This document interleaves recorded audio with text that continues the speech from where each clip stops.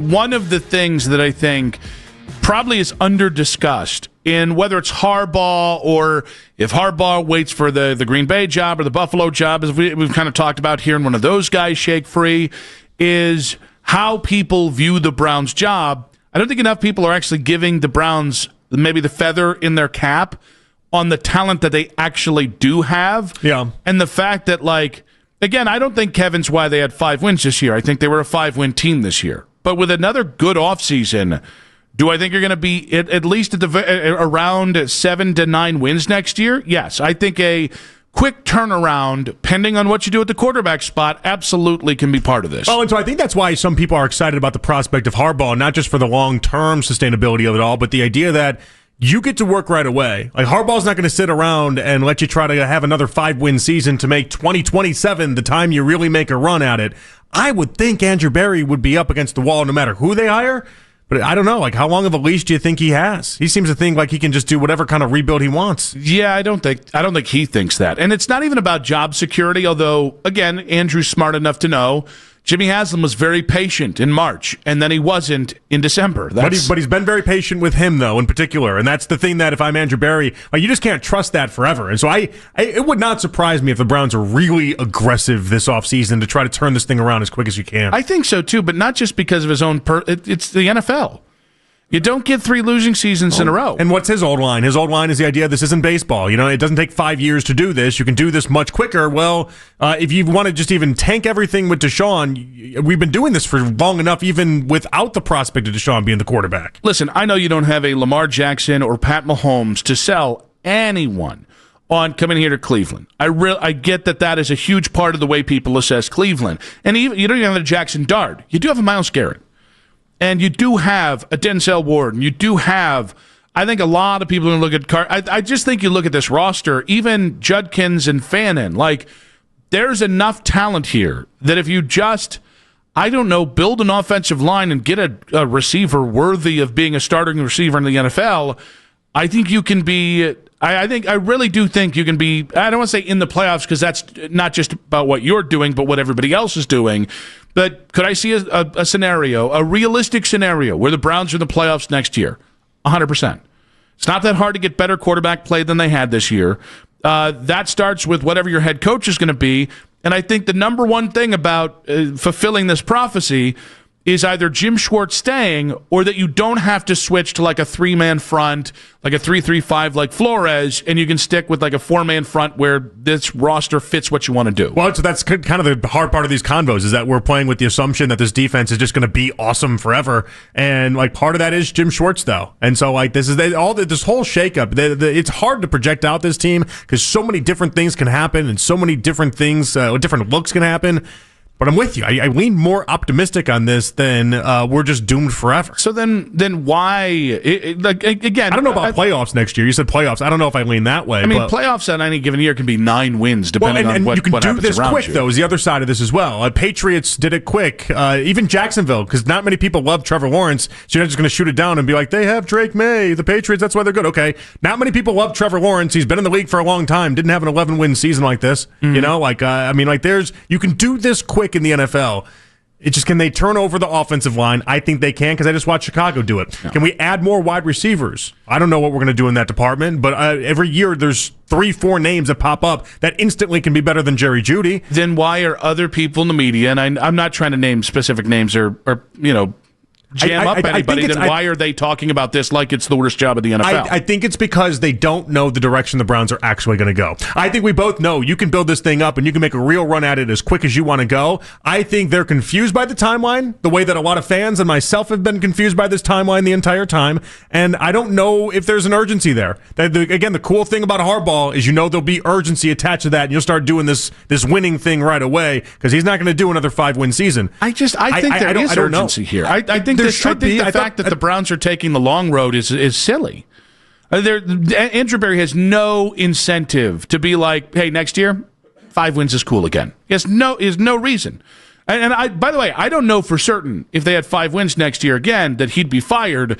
but he's certainly a hell of a lot safer if you win 9 or 10 games. I mean, I agree with you. If I was him, I'd have a bunch of urgency, but I would have had more urgency last offseason, and he didn't have that either. So, like, I don't ever know their plans, and their plans have always been to the point where we're bringing up media members that say none of this matters till 2029 in that new stadium. I don't know what they're constantly doing, and I think that's where a lot of the media members, at least from the national people, I think they're just as confused too, because there's never been an outlined timeline. There's never been a this is going to happen now and then, and they don't move with the urgency that I want. But I hope that changes this offseason. And well, okay, then you know this. I said last January there's a 3 to 5 win team. Yeah, I said in August it's a 3 to 5 win team. They won 5 games.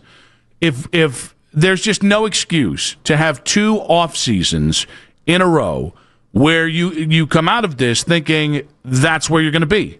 If you were a 5-win team now with Joe Flacco into Dylan Gabriel into Shador in a way that was done in the clunkiest, least efficient, oh my God, I don't know they're on the same page kind of way, and with where the offensive line was and with your wide receiver situation, I hate to do this because the defense certainly can take a step back next year.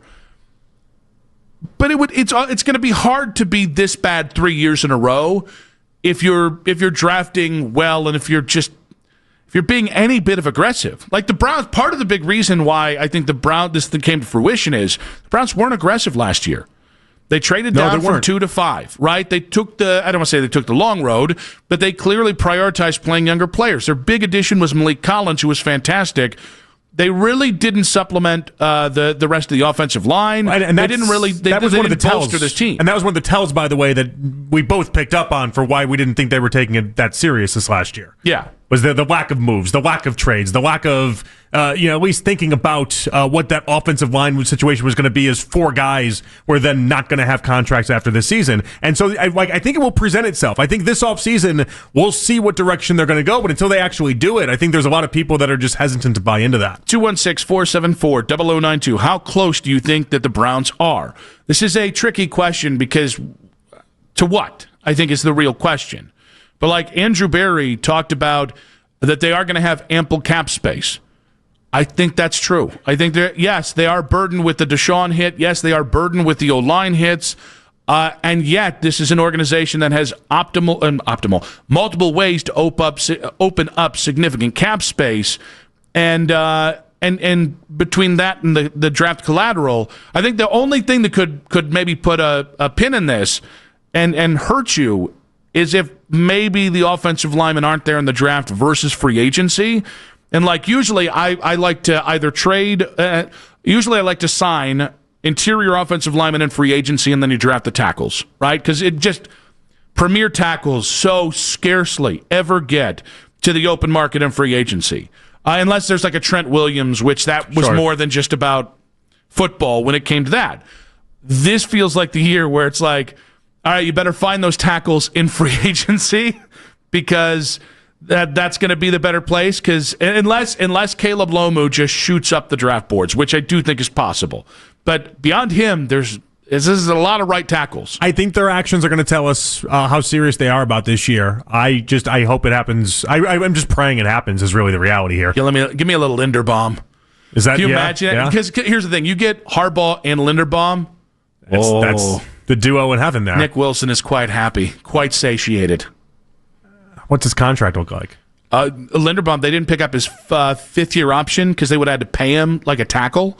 And so people are thinking... What we need is you need like a Linderbaum, then you also need someone like last year, like when Tooney became available. You know what I mean? Like you need someone like that, someone of that stature that is just... the Chiefs are paying too much money on the line as is. They had to let somebody go, but he was obviously as good as you're going to find. We need stuff like that to break our... I think you need to sign 3 offensive linemen in free agency and draft at least 2 more. Honestly, you probably have to draft 3 of your 10 picks have to be on the O-line, and you still might be a player short. Mac? So Spotrac has their estimated market value for players hitting free agency. They estimate Tyler Linderbaum at $17.7 million per year. Yeah, great. Let's do it. We need guys. That's the point. And again, their actions are going to tell us this offseason. If they have another offseason like they did last year, we're going to look around and say, well, what is the long-term plan? Are you trying to go for a quarterback in 2027? Because if at that point you would have spent 3 years before actually going through with the quarterback plot. Yeah, I think that's where it's a long time. I think that's where that's ultimately where you're going to have to ask yourself, if it's Shedeur, Deshaun, and Dylan, can that room end up being better than Kenny Pickett, Joe Flacco, and the 2 rookies this year? Because theoretically, okay, young talent can get better. If you believe in Shedeur right now, that better talent around him, he can be better. Got Mel Kiper Jr. out here going as hard as you can for Shedeur after this year. Get him, Mel. Get him. But that's a lot to put on. I mean, in fairness, it is a lot. And listen, I absolutely hate how much stock people have already put into Malik Willis, because that is hey, if you bring him in at a respectable rate and you let him and the other quarterbacks battle for the job, I'm comfortable with it. If you give Malik Willis the Justin Fields, I got a feeling that's not going to be great for you. Unless it's like, hey, LaFleur wants to come here, and the caveat is you bring Malik Willis with you, and then we do that. Malik, $30 million guaranteed. Then we do. I'll give you a way better than market price. Come on down, Malik Willis.